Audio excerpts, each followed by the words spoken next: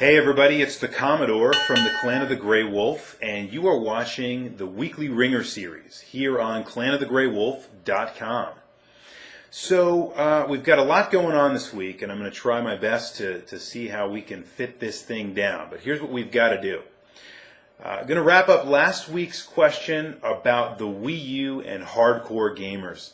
There was a lot of great contributions from the community on this one. I'm going to try to bring as many thoughts and ideas about that as I can to the forefront, give you my ideas as I always do, which will probably be a little bit more intertwined today.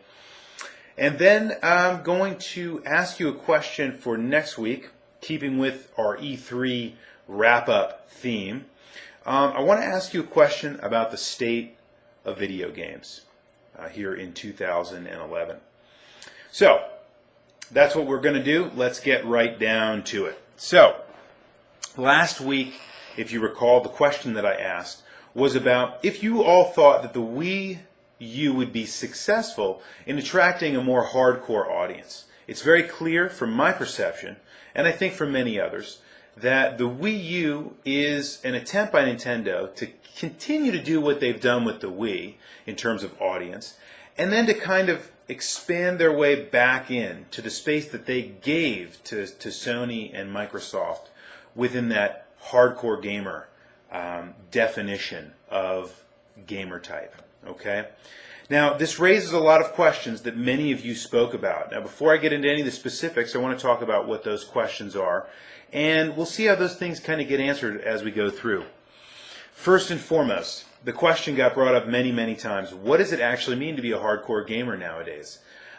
There were several different answers to that. The highlights being, I think, one, somebody that plays games a lot, plays games that as maybe their distinctive hobby. Another definition could be someone that doesn't necessarily play casual games as the bulk of their gaming experience. Another excellent opinion, I think. The other idea is the hardcore gamer is the traditionalist, right? The person that plays the traditional games that we know and love. And as things have kind of changed into a different, more casual market, they've stuck to the more traditional paradigms of video gaming. All good answers, but a question that we have to ask and answer to some degree in order to answer the question I asked. Nintendo, second question, Nintendo has its designation now. So the question that we have to ask, and many of you asked this, is Nintendo, has the nature of Nintendo really changed? Or is it really just that they're still making kind of more the kid-friendly machines, and all of us that have always considered ourselves hardcore gamers have now just grown up, and that Nintendo still makes similar kinds of games with just broad appeal, and that's what they do. Excellent question. Needs to be answered in order to tack the ringer from last week. And then I wanted to bring up another interesting dynamic, which is casual games versus kids games or kiddie games. I think we have to negotiate that in some way. I think it's an important question to at least look at as we move forward. I'm going to look at all these in a little bit more detail in a bit, but I just wanted to bring them up as a focus point for us to be looking at moving forward. Want to welcome some new posters. And we had 3 this week, as far as I can tell. We've got X Atlas 0. Welcome to the community. PC Gamer Omega, great to have you on board. And I wanted to focus on something, Pinball RJ, who had a tremendous, well thought out post that I thought really did a fantastic job of summarizing a lot of the key dynamics of the argument here, the question that I asked, and really getting down to brass tacks. This is a question that I knew was going to stimulate a lot of thoughts from many of you. It did. It did in droves, and many of you commented and you put on posts that were much longer than maybe you've ever posted before. That's okay, guys. That's exactly what I'd like to be able to do. Let's keep those ideas going and keep those posts rolling. So Pinball RJ, I thought did a tremendous job of really wrapping up the entire argument. I want to throw that out there. Great work, really summarizing many of the key points. Now I'm going to go through some of the key points that many of you brought up to try to keep the conversation moving about this Wii U deal that came out of E3. GRA 007. Excellent point in bringing up the fact that we don't really know the specifics yet. It's difficult to make a determination. Many of you said a few things about we can't talk about the success yet, we can't make a predictor about the success. Yeah, I mean, I think we can, and I think we should, and I think that's why asking the question is a good thing. So I disagree there, but I will admit this. We don't have a whole lot of specifics yet.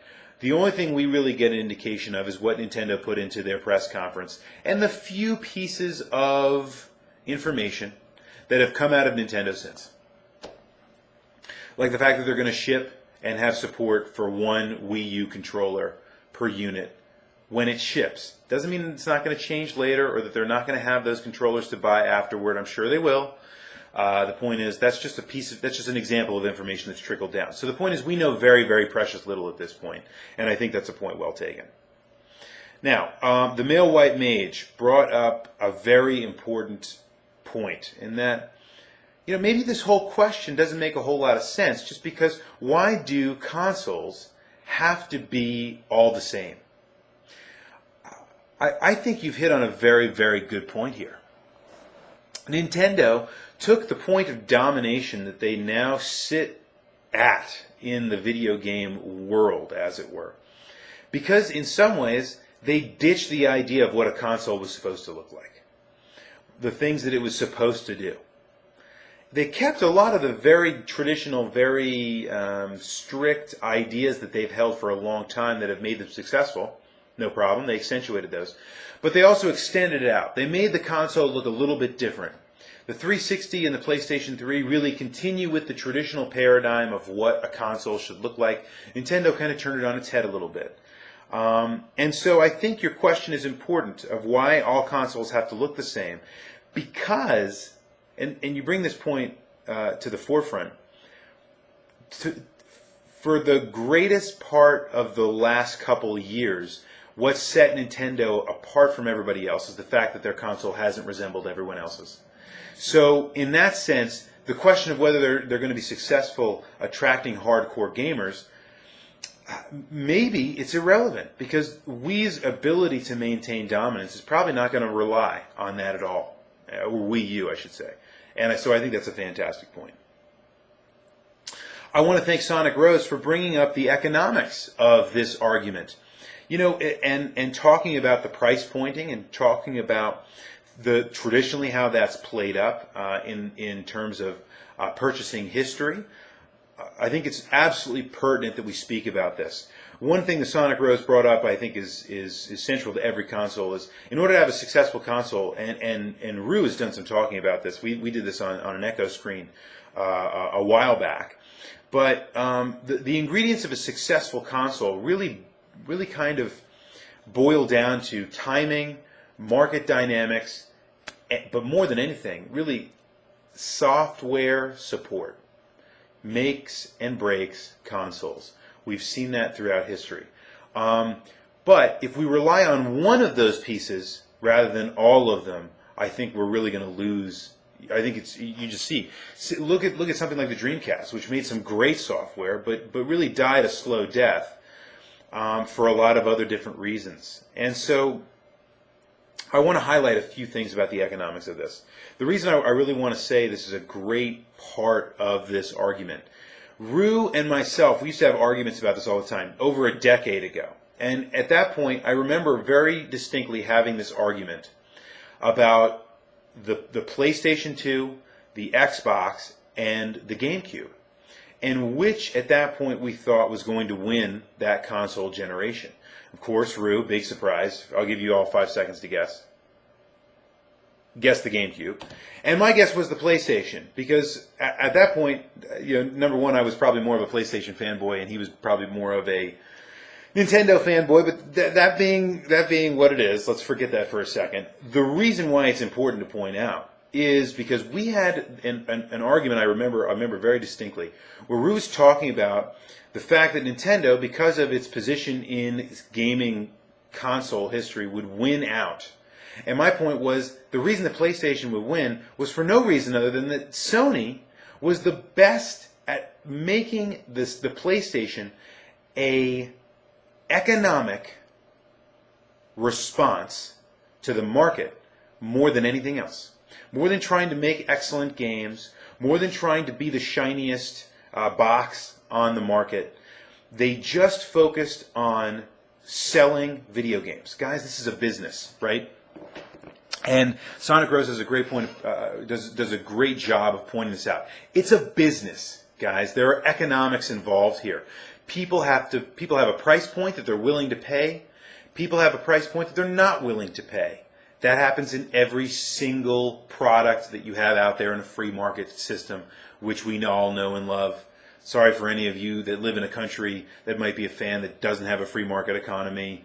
You'll have to bear with us for right now. But for those of us, and I think it's all of us, almost all of us that do, that's the part of market dynamics. So they're all trying to make money. That's the most important thing.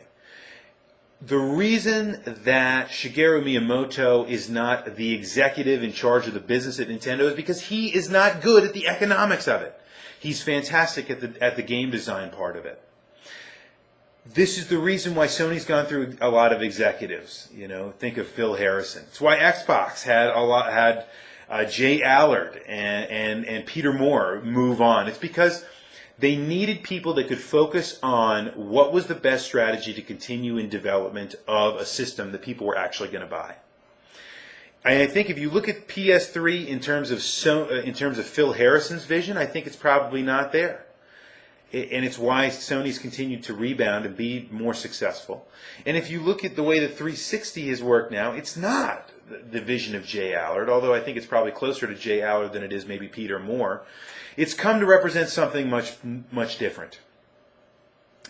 The point is, guys, these are commodities that need to be unloaded, and everything has a market dynamic, and I wanted to thank Sonic Rose for pointing that out.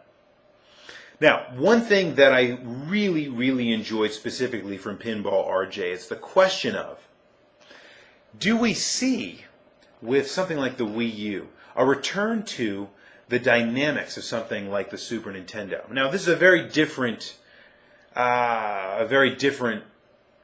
generation, okay? There are a lot of different market dynamics. The video game world, culture, has changed around it. The world has changed. Technology's changed. But the specific point brought up by Pinball RJ, are we looking forward to a new era of 16-bit gems? Now, that might be a question that I'm misinterpreting here for just a second. So allow me to say what I think you're talking about, and then maybe we'll deal with some of the other points here. I love the idea of the new era of the 16-bit gem for this reason. The graphical capability of these machines is no longer the most important point in making a great game. Sonic Rose talked about this too. We had a few other folks bring in this idea. It's no longer about graphical acuity or promise. We're getting back to an era where games really maximized what we can do in terms of graphics, but they're actually more interested in taking the graphics down a notch and making those graphics look the best they can. Not the best, shiniest polygon counts, things like that really push the envelope, but pulling it back down to like an a la 16-bit era and making those games just wonderful, simple, powerful experiences. And if that's the question you're asking, then I want to say I am really excited about what the future holds for video games, because those are, in many part, guys, that's why we have a website. That's why we're here at Clan of the Grey Wolf, because we celebrate those games, and that's exactly why we're here. Those things should be celebrated. And to see a new era of that get pushed on in the future as being something that will continually be remade in new, or not remade, but reformulated for us in ways that's fresh and it's creative again, I think is something that I'm very much looking forward to.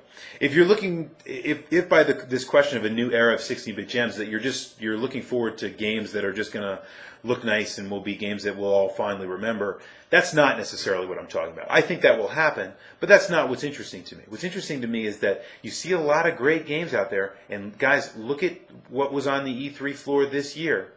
Plenty of games that did not push the high ceiling of graphical promise out there. They push the limits of what a 16